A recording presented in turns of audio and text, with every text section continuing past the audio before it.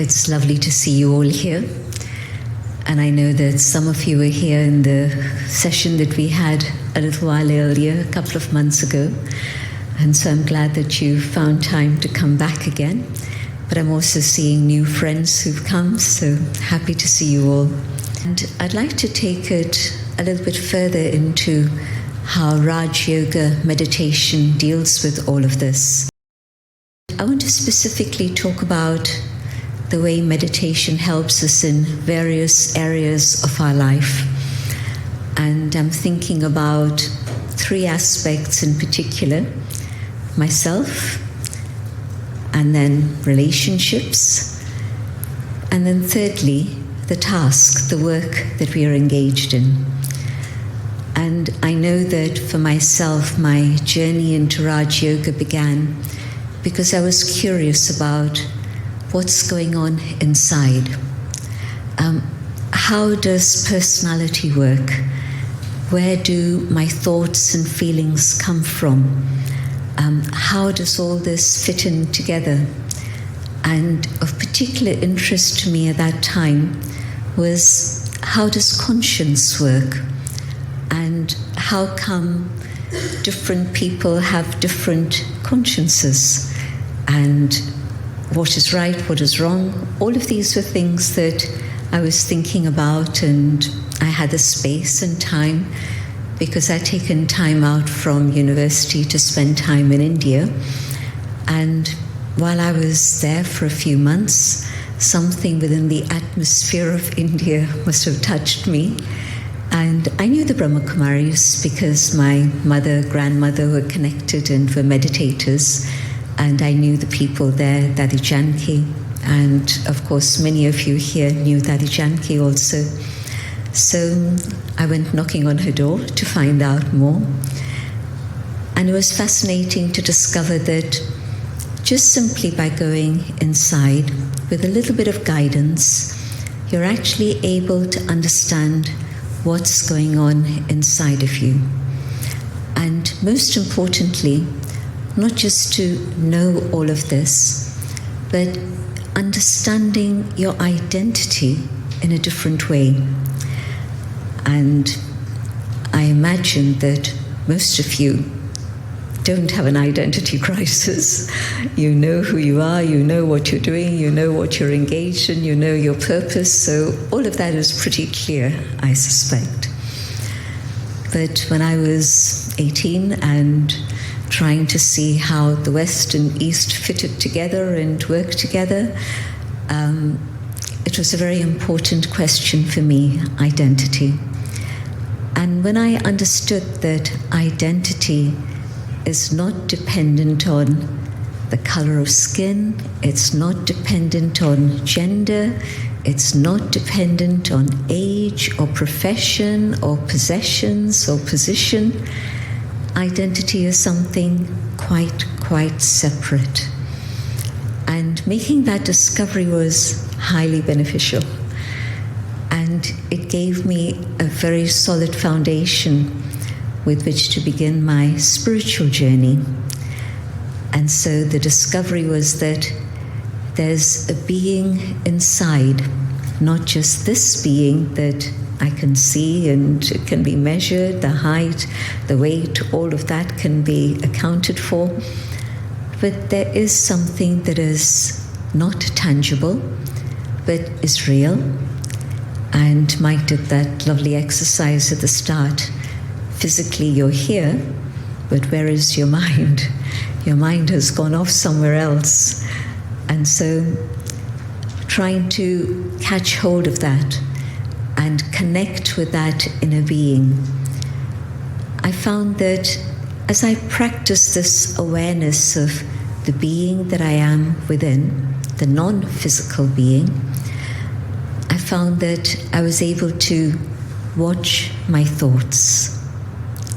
The exercise you've been on is great because that's showing you how important it is to see what your own responses are. Now, just imagine if you could watch your thoughts and catch your thoughts before they run off in a direction that you don't want them to. possible? Yes, if I'm watching them. If I'm not aware of them, then no way. Then 10 minutes, 30 minutes go by, and afterwards I say, what happened? I was happy a little while earlier, and now I'm not, and my thoughts have been spinning around and leaving me feeling distressed and not very happy. What went wrong? But when I start learning to watch my thoughts, then I can actually catch them before they run. And Dadi Janki used to give us a mantra. She would say, think before you think. Not just think before you speak. Definitely, you should think before you speak, or think before you act, but think before you think. And it's a fact that if I catch my thought, then I can see, am I heading in a rocky direction, or am I going in a direction which is going to be comfortable and smooth for me personally? And so knowing that I am that being that is actually generating thoughts, creating thoughts, and learning to watch my thoughts and change the direction of my thoughts when I choose to, now that is mastery. This is why we call this rajayoga. Raja, the sovereign, the master, the creator, the king, the one who's in charge of one's own thoughts and feelings. And again, usually we never think that we can actually choose the type of feelings we can have. We think, well, things are going well and it's fine, I'm okay, my feelings are okay. But when things are not going as I would have wanted, can I still be in charge of my feelings and keep my feelings of the quality and the quantity and the caliber that I would like to have? And believe it or not, but Raj Yoga actually gives you mastery, not only of your thoughts, but also of your feelings, even your memory. Is that possible? Memory happens, surely. There's things that I carry within myself and they pop up, and what can I do about this? Well, Raj Yoga taught me that I can be selective about my memories. And it's important because there are certain memories that will trigger very positive feelings, very beautiful feelings. We know that. And then there are certain memories that get triggered, and what happens then? You're left with a very unhappy feeling, and you wish that that memory just had vanished. You could have erased it or deleted it, but you're still carrying it. But with Raj Yoga, what you can do is, again, it's the practice to be able to know that things will come up, but I can either spend time cultivating those memories, enhancing them, developing them, and caring for them, the precious memories that I don't want to lose, the memories that are uplifting for me, the memories that fill me with joy and beauty. And so can I do that? Yes, I can. And this isn't magic or occult or anything like that. It's just simply understanding myself more and more deeply. How long does it take to understand myself? A flash? You start the journey in a flash, but it's a long journey. But it's a beautiful journey because you keep discovering more and more things about yourself. I thought I knew myself when I started Raj Yoga, and as I carried on along my journey, there were many twists and turns along the way, and you discover new things. Or maybe they're not so new, maybe they're very old, but they were hidden away. And so it is perhaps the most fascinating journey you'll ever undertake in the whole of your existence. It really is. So that's one part that's very beautiful and powerful. Then the question of relationships. And relationships should be that which brings happiness, an exchange of love, an exchange of joy. And I don't have X-ray vision to read what you've put on your little notes, but I'm sure that relationships figure quite high on what you've put. And so whether it's at work, whether it's at home, whether it's social relationships, whatever it may be, but probably relationships until now you thought were a cause of stress. And now you know that they're not a cause of stress, but still you have to find a way of dealing with all of that. And earlier on we were hearing about the need for recharging.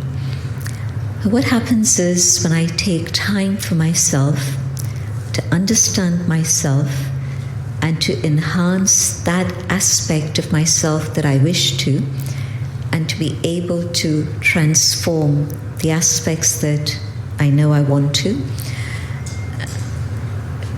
there's a process of recharging that happens. And through that connection in meditation, connecting first with myself, I'm actually recharging my inner battery of compassion, of kindness, of love, and from all the things that Dr. Prakash and Brother Pradeep shared at the start, I know that so much has happened in the NHS, absolute agreement, and a big, big thank you and appreciation of all that you've done and continue to do. But the recharging, how can that happen? And the recharging is not just something abstract, but it's very much a recharging in which if there's compassion deficit, and I want to come back to that space where truly my responses are of compassion and not stem from pressure and burnout, I need to be able to spend time with myself and reflection and connecting with myself, and that recharging is the recharging with which I'm then able to manage my relationships very differently. You come home exhausted, and instead of giving the family, the children, the love that they've been waiting for, you're so exhausted that you just switch on the television and you're a potato sack sitting there, not able to do very much at all. Definitely not of any use to the family. And maybe that happens sometimes, maybe it happens regularly, but whenever it does happen, you know that here's a part of life that is so important, and I'm not able to fulfill it. I'm not able to give what is needed. I'm not able to receive what is needed. And maybe Prakash Pai and I can have a conversation about soft hearts and hard hearts. But whatever it is, circumstances, and I'm immune. I'm not feeling anything. I'm just burnt out totally. And so I need to make time to be able to recharge. And the caring professions are the professions that are caring for others, but probably not so good at caring for the self. And so it's great that this afternoon you've cared enough for yourself to be here. So time for the self, time for reflection and recharging, and connecting with the inner core of my being, so that I'm accessing the goodness that's still there, thought it was all gone, when I have time to reflect, I realize it is there, and I can emerge it and start expressing it again. And so I change, I'm full, I'm fulfilled, and what happens to the interaction? It's very, very different. Instead of needy, I'm now able to give. And if I can start giving, then of course the responses I get from others around me are also very different. And so a very different dynamic starts again. And it doesn't take long. It doesn't take years to learn to meditate.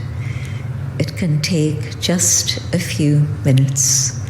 And the recharging process also isn't days and days and days. It's just a few minutes and it can happen and the process can begin.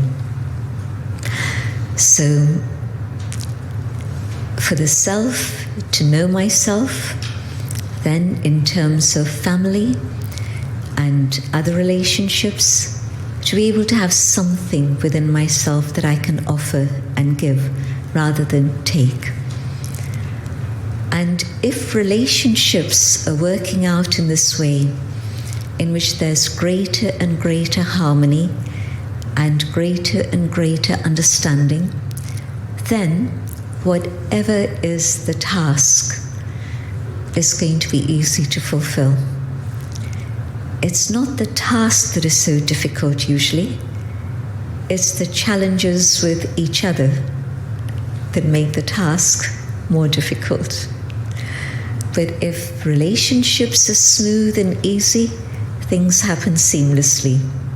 Literally, in any task, whether it's a team in the surgical department, whether it's a team in the administration, anywhere, absolutely anywhere. Relationships are the foundation to make sure that the task goes well. But most times we forget. And most times we put emphasis on the task, this has to get done. But it will get done, and it'll get done more efficiently. It'll get done probably in a better way if I've given attention to relationships. And relationships work out if I've given attention to myself. And so, very simple lesson. First, the self. Second, relationships. And then thirdly, the task. But what Rajayoga does also in terms of the task is teach me focus and concentration. You know that yourself. Try and understand something, and it can take you 10 minutes or it can take you 3 minutes. You know that?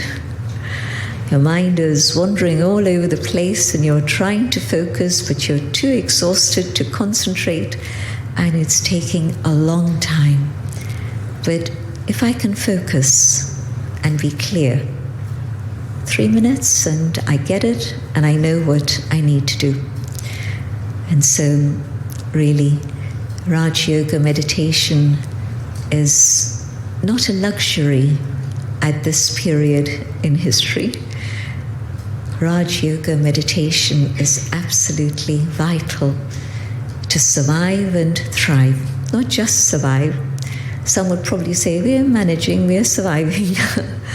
But actually to be able to thrive and be able to do things in a better way than I would otherwise.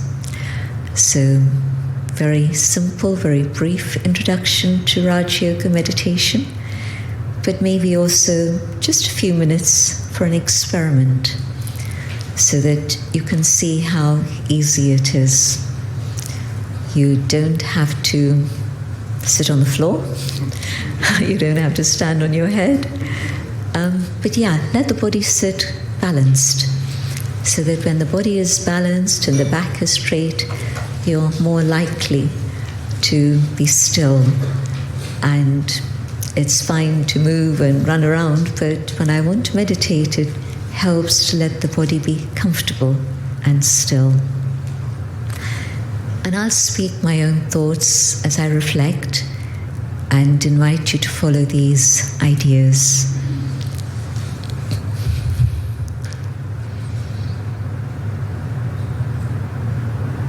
I let the body relax. My legs, my back, my shoulders, my neck, even the muscles in my face.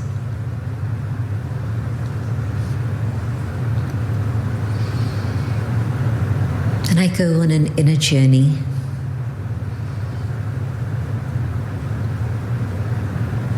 And I watch my thoughts.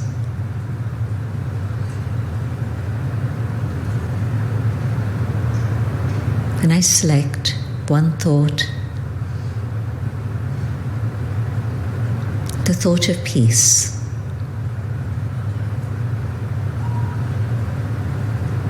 I hold peace in my mind.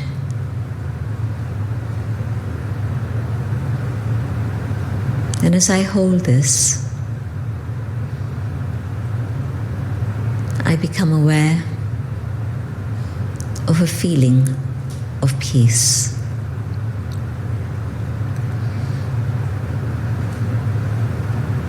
And as I hold this feeling, it feels more and more natural and very comfortable.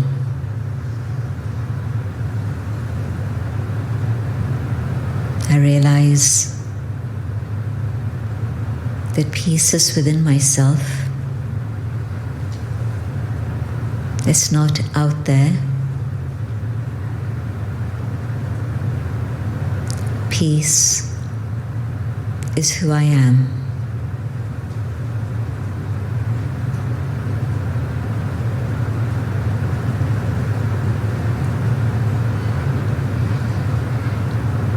And as I let peace stay with me,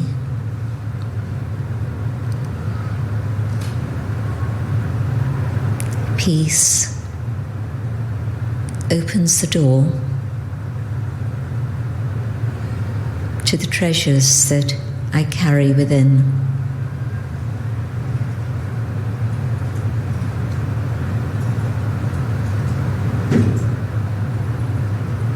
And within my own inner world, there is love,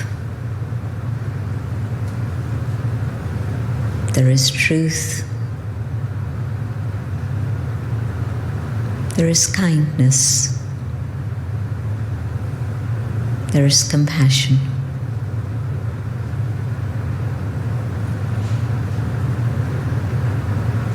And as I connect with these treasures, I realize they're part of me. They're there within my own inner world.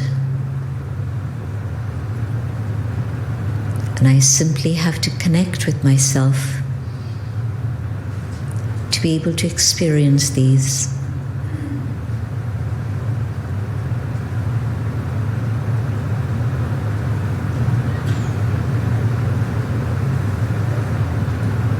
And now that I can touch these and have a flavor, I can start using them, expressing them in my thinking, in my attitude, in my words, and my actions.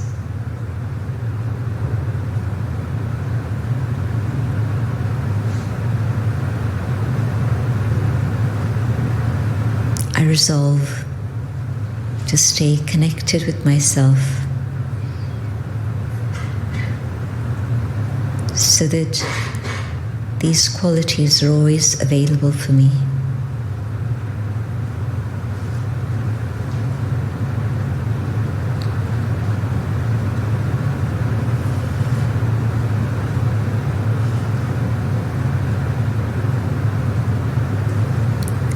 Thank you.